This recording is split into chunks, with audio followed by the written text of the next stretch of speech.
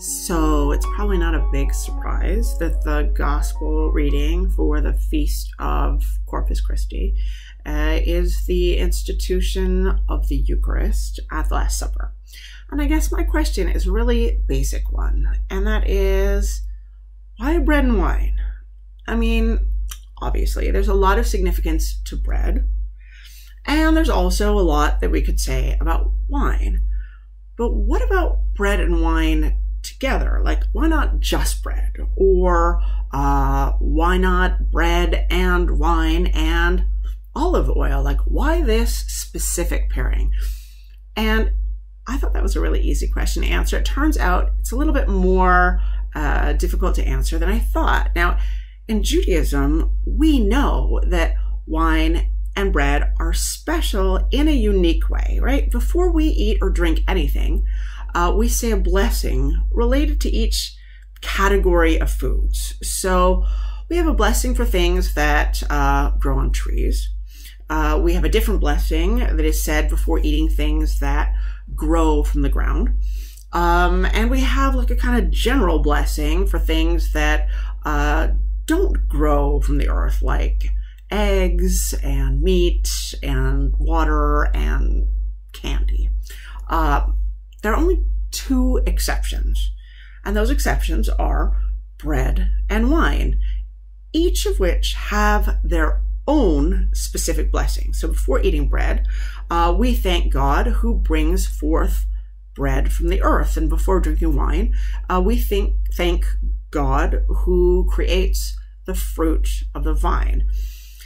Now, bread, unlike all other grain products, merits this special blessing, and wine and grape juice, unlike all other fruit juices, needs a special blessing.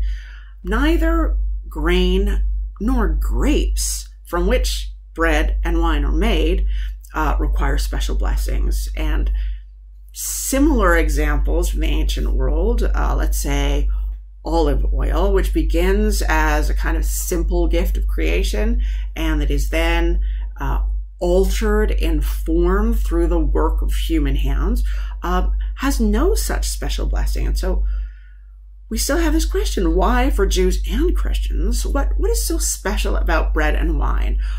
So special that something they share with each other and don't share with any other kinds of food and drink? I think the answer turns out to be a very, almost deceptively simple one. What's special about bread and wine is precisely that they're not special. They were considered absolutely basic things that a person could not live without, right? If we look at the book of Lamentations, chapter 2, verse 12, there we see the starving, mourning children of destroyed Jerusalem crying out to their mothers, "Where is bread and wine?" Bread and wine are clearly understood to be the essential foods that nourish and sustain the human person.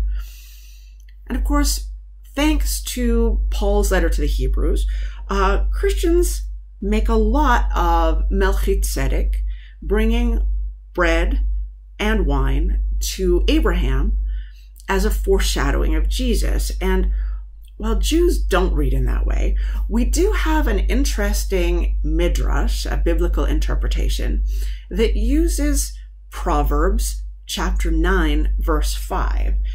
And in that verse, we see wisdom, God, inviting the simple and the foolish to partake of my bread and drink of the wine I have mixed. And with this, to live and walk in understanding. And using this verb from Proverbs, the Midrash suggests that by bringing bread and wine, Melchizedek actually revealed Torah to Abraham. Torah, like bread and wine, is absolutely essential for sustaining life.